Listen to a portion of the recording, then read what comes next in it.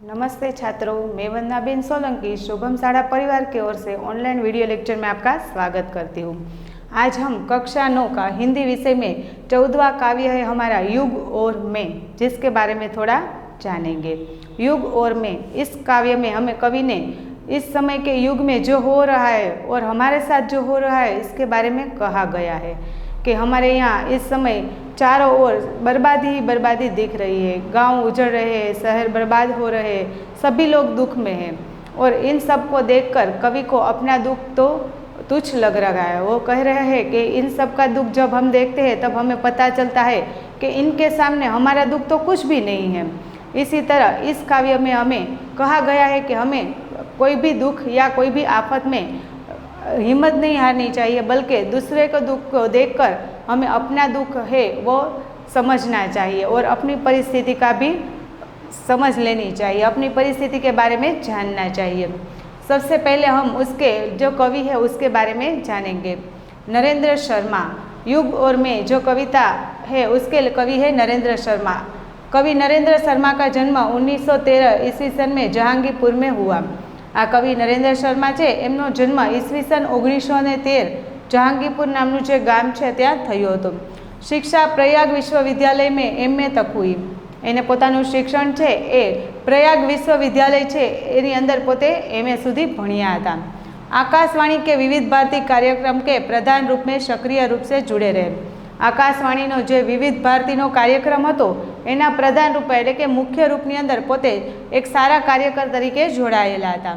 उनका नाम प्रगतिवादी कवियों में भी लिया जाता है। एमनुं नाम छे प्रगतिवादी एटले के देशमां कंईक सारूं, देश आगळ वधे एवा जे विचारोवाळा एक कवि छे एमां एनुं नाम लेवामां आवे छे।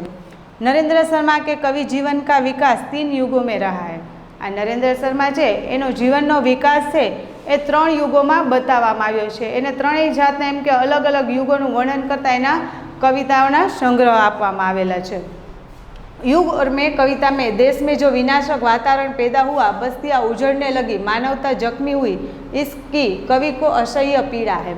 एम के आपने जो आपेली कविता है युग और मैं एनी अंदर एम के आपणी देशनी अंदर आपणा देशनी अंदर अत्यारे जे विनाशक वातावरण सर्जायेलुं छे कि जेनी अंदर बस्तियां उजड़ने लगी एटले के माणसोना वसवाट छे उजड़वा लाग्या छे। माणस ज आपणे जोईए छे के अत्यारनी परिस्थितिमां माणस ज माणसने मारी रह्यो छे। एम के माणस दिवसे ने दिवसे माणसनी अंदर रहेली जे मानवता छे हवे नष्ट पामे छे।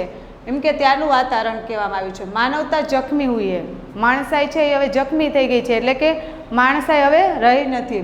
इसकी कवि को असह्य पीड़ा है। आ बधी जे बाबत छे आपणी आजूबाजू रहेलुं जे वातावरण छे एनुं कविने खूब ज दुख छे। सारी दुनिया की पीड़ा के सामने कवि को अपनी पीड़ा नगण्य लगती है। सारी दुनिया एटले के आखी दुनियानी पीड़ा एटले के दुख छे एनी सामे कविने पोतानुं दुख छे ए तो साव सामान्य लागे छे, नगण्य एटले के गणाय नहीं एवुं साव लागे छे। मनुष्य को धरती पर स्वर्ग निर्मित करने के लिए परमात्मा ने हाथ दिए है। माणस छे एने एम के भगवाने धरती पर स्वर्ग एटले के आ धरती पर स्वर्ग बनावी सके, आ धरती ने माणस छे ए स्वर्गरूपी बनावी सके एटला माटे भगवाने माणसने हाथ आप्या था। पण आपणे जोईए छीए कि अत्यारनो माणस छे ए हाथनो खोटी रीते उपयोग करे छे। पर अपने में देवत्व पैदा करने का काम अधूरा छोड़कर मनुष्य आत्मघाती बनकर एक दूसरे का पराभव कर जगत के वैभव को तहस नहस कर रहा है। पण एम के पोतानी अंदर देवत्व एम के एकबीजा प्रत्येनी लागणी देवतानुं जे एम के जे एक देवी भाव छे ए पोते एनी अधूरुं छे। एनामां हजी सुधी देवी भाव छे ए जागेलो नथी, माणसाई जागेली नथी। एना कारणे ज एम के मनुष्य छे पोते आत्मघाती बनी जाय छे, पोते स्वार्थी बनी जाय छे। बीजाने मारवा माटे, बीजाने पछाड़वा माटे हर हमेश तैयार होय छे अने मात्र पोतानो स्वार्थ जोतो होय छे। एवा वातावरणनी अंदर एम के एकबीजा साथे दुश्मनावट राखी अने एने आ जगतनो जे वैभव छे, आ दुनियानी अंदर जे कंई पण सारूं एवुं वैभव के जे कंई पण आपणे कहीए सुख शांति जे बधुं हतुं एने तहस नहस करी नाखी छे। एटले के एने साव छंछेड़ी एम के तरछोड़ी नाखी छे। क्यांय पण हवे कंई पण आपणे एवुं जोवा मळतुं नथी कि ज्यां माणस छे ए शांतिथी संपीने के कोई पण आपणा देश माटे सारूं एवुं कार्य करतो होय ए रीते आपणा जे देशनी जे अत्यारे खराब हालत थाय छे एना विशेनी आपणे आमां वात करेली छे। इसकी वेदना युग और मैं कविता में अभिव्यक्त हुई है। आनी वेदना एटले के आनुं दुख छे ए कविए युग और मैं कविता छे एनी अंदर आपणे समजाववामां आव्युं छे। उजड़ रही अनगिनत बस्तियां मन मेरी ही बस्ती क्या। આની અંદર કવિ આપણને કહે છે કે આ દેશની અનગિનત કે જે ગણી શકાય ન હોય એટલી વસ્તીઓ ઉજળી રહી છે, એટલા માણસો મરી રહ્યા છે. તો આમાં હું મારું વસ્તી એટલે કે મારા ઘરની આજુબાજુનું મારા પોતાનું તો હું શું વાત કરું. ધબ્બો સે મિટ રહે દેશ જબ તો મેરી હી હસ્તી ક્યાં. એમ કે આવા ઘણા બધા જખમોથી ઘણી બધી એવી વાતો છે જેનાથી આપણો દેશ છે એ જાણે હવે એમ કે મીટવા એટલે કે પૂરો થવા આવ્યો છે. જાણે આ દેશ ઉપર કોઈ મોટું કલંક આવી ગયું હોય એવું લાગે છે. તો હું આમાં મારી શું વાત કરું. એમ કે અનગણત માણસો એટલા બધા છે કે જે મૃત્યુ પામવા લાગ્યા છે. આ દેશ માટે એમ કે ખૂબ જ મોટું જોખમ અત્યારે છવાઈ રહ્યું છે. ત્યારે આ કવિ એમ કહે છે કે ત્યારે હું મારી શું વાત કરું. બરસ રહે અંગાર ગગન સે. આકાશમાંથી તો જાણે અંગારાઓ વરસી રહ્યા છે. ધરતી લપટે ઉગલ રહી. ધરતીમાંથી એમ કે જાણે જ્વાળામુખીઓ ઉગલી. ધરતી છે એ પણ જાણે એમ કે લાવારસ ઉગલી રહી હોય એવી ગરમી એમ કે પોતાના અંદર રહેલું જે કંઈ પણ એમ કે એનો ખરાબ ભાવ છે એ બધે સામે વ્યક્ત કરી રહી હોય. નિગલ રહી જો મોત સભી કોઈ. જાણે એમ કે બધા માણસો છે એ મોતના મોંમાં જઈ રહ્યા હોય. બધા માણસો માથે મોતનું સંકટ આવી રહ્યું હોય. અપની હી ક્યાં જાય કહી. તો આ બધાની વચ્ચે હું મારી શું વાત કરું. એમ કે આકાશ છે, ધરતી છે, આ બધા જ એમ કે પોતાના જે રુદ્ર સ્વરૂપો છે એ બતાવી રહી છે અને માણસો જાણે મોતના મોઢામાં જ જઈ રહ્યા હોય એવું એમ કે લાગે છે. ત્યારે હું મારી શું વાત કરું. એમ કે આખી દુનિયામાં આપણી આજુબાજુ જોઈએ તો બધા જ માણસો મુશ્કેલીમાં છે. અત્યારે તમે લોકો જોવો છો કે આપણી આજુબાજુ અત્યારે ઘણી વખત એક તો આ મોટામાં મોટી બીમારી અત્યારે ચાલી રહી છે. એ સિવાય કોઈ જગ્યાએ પૂર છે, કોઈ જગ્યાએ ધરતીકંપ છે અને આવા બીજા ઘણા બધા એમ કે એવા બનતા હોય છે કિસ્સાઓ કે જેના કારણે આપણે બીજાનું જોઈએ ત્યારે આપણને એમ થાય છે કે આ બધા તો કેટલા દુઃખમાં છે, તો આની પાસે આપણું દુઃખ છે તો કાંઈ નથી. દુનિયા ભર કી દુઃખ કથા હે મેરી ક્યાં કરુણ કથા. એમાં કવિ એમ કહે છે કે આખા દુનિયાની એટલી દુઃખભરી વાતો છે કે આમાં હું મારા દુઃખની તો વાત જ શી કરું. મારું દુઃખ તો છે એ આ બધાની સામે સાવ તુચ્છ છે, સાવ થોડું છે. જાને કબ તક ઘાવ ભરેંગે ઇસ ઘાયલ માનવતા કે. અત્યારે આપણે જોઈએ છીએ કે માણસોની અંદર માણસાઈ રહી જ નથી. એમ કે માનવતા છે એ ધીમે ધીમે હવે નષ્ટ પામવા લાગી છે. તો કવિ એમ કહે છે કે આ માનવતાના ઘા છે, આ એના જે કંઈ પણ ઘા ભરાઈ ગયા છે એ ક્યારે એમ કે ભરાશે. માણસની અંદર ફરી પાછી માનવતા ક્યારે જાગશે. જાને કબ તક સચ્ચે હોગે સપને સબકી સમતા કે. એમ કે જ્યારે ક્યારે એમ કે બધાની ક્ષમતા છે, બધા એમ કે સાથે મળી અને શાંતિથી રહી શકશે એવા જે બધાના સપનાઓ છે એ ક્યારે પૂરા થશે એવું કવિ પૂછે છે. સબ દુનિયા પર વ્યથા પડી હે. વ્યથા એટલે કે દુઃખ, મુશ્કેલી. આખી દુનિયા ઉપર અત્યારે મુશ્કેલી પડી આવી છે. આપણે સામે જોઈએ છીએ, તમે રોજબરોજના છાપામાં કે ટીવી સમાચારમાં બધું જોવો છો કે આજે આ મહામારી છે એ આપણા એક દેશની અંદર કે આપણા એક શહેરમાં કે આપણા એક એરિયામાં નથી પણ આખા વિશ્વની અંદર છવાઈ ગયેલી છે. તો એમ કે આખા દેશ છે, આખી દુનિયા છે એ બધું જ અત્યારે મુશ્કેલીમાં પડી છે. મેરી હી ક્યાં બળી વ્યથા. તો આ બધાની વ્યથા છે, આ બધાની મુશ્કેલી છે, હું જોઉં છું ત્યારે મને એવું લાગે છે કે આ બધાની સામે મારી વ્યથા, મારી મુશ્કેલી છે એ તો સાવ થોડી છે. ખોલ રહે હે સાત સમુંદર ડૂબી જાતી હે દુનિયા. આ સમુંદર છે, દરિયાઓ છે, એનો પોતાનો એમ કે અંદર રહેલો જે ઝેર છે એ ઉગલી રહ્યા હોય, ઉકળાટ છે એ પોતાનો બહાર કાઢી રહ્યા હોય.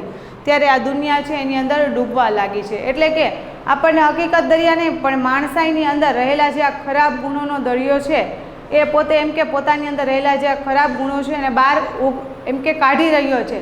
ત્યારે એની અંદર આપણે માણસોમાં રહેલી જે માણસાઈ છે એ હવે ડૂબવા લાગી હોય એવું લાગી રહ્યું છે. જ્ઞાન થા લેતા થા જિસસે ગર્ક હો રહી વહ દુનિયા. જેનાથી જ્ઞાનથી જેમ કે જે દુનિયા આગળ વધી રહી હતી, જ્ઞાન છે એ જે બધાને સાચા માર્ગ ઉપર લઈ આવી રહી હતી એ જ દુનિયા છે એ આજે ગર્ક થઈ રહી છે, એટલે કે ડૂબી રહી છે, નાશ પામી રહી છે. ડૂબ રહી હો સબ દુનિયા જબ મુझे ડૂબતા ગમતો ક્યાં. એમ કે જ્યારે આખી દુનિયા ડૂબી રહી છે તો મને મારો ડૂબવાનો શું એમ કે દુઃખ હોય. જ્યારે આપણે જોઈએ છીએ કે બધા માણસો છે એ એટલી બધી મુશ્કેલીમાં મુકાઈ ગયા છે. આપણે અત્યારે આ મહામારીને કારણે એમ કે ધંધા રોજગારમાં જોઈએ કે બધી રીતે દરેક માણસ છે, આપણા દેશનો જ નહીં પણ આખા વિશ્વની અંદર બધા જ માણસો અત્યારે એટલી બધી મુશ્કેલીમાં મુકાઈ ગયા છે કે જાણે એમ કે હવે એનું બધું ડૂબવા લઈ ગયું એવું લાગે છે. તો આ બધાનું જોઈએ ત્યારે એમ કે મને મારું તો ડૂબવાનો કોઈ બીક લાગતી નથી કે મને મારે ડૂબવા પર કોઈ દુઃખ થતું નથી. હાથ બને કિસ લીએ. એટલે આમાં કવિ આપણને કહે છે કે આપણે હાથ છે એ શું કામ બનાવવામાં આવ્યા છે. તો કે કરેંગે ભૂ પર મનુષ્ય સ્વર્ગ નિર્માણ. માણસો છે એ ભૂ પર એટલે કે જમીન પર સ્વર્ગનું નિર્માણ કરશે. માણસો છે એ પોતાના હાથે મહેનત કરી અને જમીન પર એમ કે સ્વર્ગનું નિર્માણ કરશે, એટલા માટે ભગવાન એને હાથ આપેલા છે, હાથ બનાવેલા છે. બુદ્ધિ હુઈ કિસ લીએ, એમ કે બુદ્ધિ શું કામ આપવામાં આવી છે? તો કે કી ડાલે માનવ જગ જડતા મેં પ્રાણ, એમ કે માણસ છે એ દરેક વસ્તુની અંદર, કોઈ બી જળ વસ્તુ અંદર એમ કે એની અંદર પ્રાણ લઈ આવી દે અને બધી જ બાજુ એમ કે પોતે સાક્ષાત્કાર કરાવે, એટલા માટે બુદ્ધિ આપેલી છે. પણ આજે જે છે એ માણસ આ હાથ અને બુદ્ધિ બંનેનો ખોટો ઉપયોગ કરી રહ્યો છે. આજ હુઆ સબ કા ઉલ્ટા રૂખ, આજ બધા છે એનું ઊંધું થઈ ગયું છે. એમ કે આપણે આજ બધી બાજુ જોઈએ છે કે ખૂબ જ એમ કે ઊંધું થવા લાગ્યું છે. મેરા ઉલ્ટા પાસા ક્યાં, તો આમાં હું મારી સાથે જે અવળું થઈ રહ્યું છે એના માટે શું વિચારું? કવિ એમ કે છે કે માણસને એમ કે હાથ છે એ આ જમીન ઉપર સ્વર્ગ બનાવવા માટે આવ્યા છે. બુદ્ધિ છે એ એમ કે પોતે કંઈ સારા વિચારો કરી અને દુનિયામાં આગળ વધી શકે, કોઈ સારા કાર્ય કરી શકે એટલા માટે આપેલી છે. પણ એના બદલે આજે દુનિયાની અંદર આ બધું છે એ ઉલટું પડી રહ્યું છે, બધું ઊંધું થઈ રહ્યું છે. તો જો આ બધાની સાથે એવું થઈ રહ્યું હોય તો હું મારી સાથે જે થાય છે એના માટેનો શું વિચાર કરું? માનવ કો ઈશ્વર બનના થા, માણસને ઈશ્વર ભગવાન બનવું હતું. નિખિલ સૃષ્ટિ વસમેલાની, અને એને આખી આ સૃષ્ટિ છે એ પોતાના વશમાં કરવી હતી. તો હવે શું થયું? તો કે કામ અધૂરા છોડ કર રહા આત્મઘાત માનવ જ્ઞાની, માણસને પોતાને એમ કે આખી સૃષ્ટિ છે પોતાના વશમાં કરવી હતી, પણ આ બધું કામ છે અધૂરું મૂકી અને માણસ છે એ આત્મઘાતી બની ગયો છે. એ પોતાનું જ્ઞાન છે એ ઊંધા રસ્તે ઉપયોગ કરી રહ્યો છે. સબ જૂઠે હો ગયે નિશાને તુમ મુझसे છૂટે તો ક્યાં, એમ કે એના જે કંઈ પણ નિશાના હતા, એને જે કંઈ પણ વિચારો હતા બધા ખોટા ઠરવા લાગ્યા છે. એટલા માટે જે કહે છે કે તુમ મુझसे છૂટે તો ક્યાં, એમ કે તમે મારાથી દૂર જાઓ તો એનાથી એને કોઈ ફેર પડતો નથી. જે માણસ છે એ પોતાની અવળતથી જે એને સારા કાર્યો કરવાના હતા એના બદલે દિવસે ને દિવસે માણસ છે આત્મઘાતી બનવા માંડ્યો છે, માણસ જ માણસને મારી રહ્યો છે. તો આવી પરિસ્થિતિમાં કવિ એમ કહે છે કે જો બધાની હારે આ વાતાવરણ થતું હોય, આવું બનતું હોય, તો હું આમાં મારા દુઃખની તો કાંઈ વાત કરી શકું એમ નથી. એક દૂસરે કા અભિભવ કર, એમ કે એકબીજાનું તું અભિભવ કર, એકબીજાનું તું માન જાળવ, એકબીજા પ્રત્યે આત્મીયતા જાળવ. રચને એક નયા ભવ કો, એમ કે એક નયા ભવને, એક નયા જન્મને જન્મ આપવા માટે, એક નયા એમ કે જે વાતાવરણ છે એને ઉદ્ભવવા માટે, એને ઉગાડવા માટે એમ કે તું એક નવો અભિભવ, એક નવો રસ્તો તું ગોત. હે સંઘર્ષ નિરત માનવ અબ, એમ કે છે કે માણસ એમ કે માણસને કહેવામાં આવે છે કે હવે તો એમ કે નિરંતર સંઘર્ષ જ છે. આપણે જ્યાં જઈએ ને આપણે દરેક મુસીબતોનો સામનો કરવાનો, દરેક મુશ્કેલીઓનો સામનો કરવાનો છે. અને સંઘર્ષ એટલે કે આ લડાઈ લડવાની છે. ફૂફ જગતગત વૈભવ કો, એમ કે તમારે જ્યાં વૈભવ વિલાસ જે કંઈ પણ તમારા સુખ સંપત્તિ હતી એ બધાને હવે તમારે ત્યજી અને તમારે આ લડાઈમાં જોડાવાનું છે. તહસ નહસ હો રહા વિશ્વ, આ આખું વિશ્વ છે એ બધે તહસ નહસ થઈ ગયું છે, બધું વેડફાઈ રહ્યું છે. તો મેરા અપના આપા ક્યાં, તો આની અંદર હું મારા દુઃખની સી વાત કરું. આપણે જોયું તો આ કવિતાની અંદર કવિ એમ કહે છે કે બધી જ બાજુ એટલું બધું એમ કે માણસાઈની હારે દુઃખ થઈ રહ્યું છે. માણસ છે એની અંદર માણસાઈ છે જે સાવ હવે જવા પામી છે, ત્યારે એમ કે જે આ વાતાવરણ છે એની અંદર હું મારા દુઃખની શું વાત કરું? કારણ કે આપણી આજુબાજુ બધા માણસો દુઃખી જ છે. આપણા દેશની અંદર નહીં, મેં તમને પહેલાં કીધું એ રીતે આખા વિશ્વની અંદર અત્યારે સમય ખરાબ છે. આપણે જોઈએ છીએ કે અત્યારે એક દેશ છે એ બીજા દેશને પછાડવામાં, અથવા તો આપણે સરહદ પર જે કાંઈ માણસોને કેટલી બેરહેમીથી મારી નાખે છે એ બધું આપણે સાંભળીએ જ છીએ. તો ભલે અહીંયા આપણે એમ કહેતા હોય કે આ દેશના છે કે ઓલા દેશના છે, આનો દુશ્મન છે કે ગમે તે છે, પણ હકીકતમાં ભગવાને તો બધાને એક જ માણસ બનાવીને મોકલેલા છે. છતાં પણ અત્યારે એક માણસ છે એ બીજા કોઈ પણ માણસના દુઃખ વિશેનું સમજ નથી લેતો, અથવા તો બીજાના કંઈ દુઃખનો અનુભવ નથી કરતો. માટે જ માણસને પોતાનું દુઃખ મોટું લાગે છે. પણ હકીકતમાં તો આપણે જોઈએ તો કવિની જેમ જ કે આપણા દુઃખ કરતાં પણ જ્યારે આપણે બીજાની પરિસ્થિતિ સમજીએ, બીજાના જીવન વિશે જોઈએ છીએ, ત્યારે ખબર પડે છે કે આ બધાના દુઃખની સામે તો આપણું દુઃખ તો સાવ સામાન્ય એવું છે.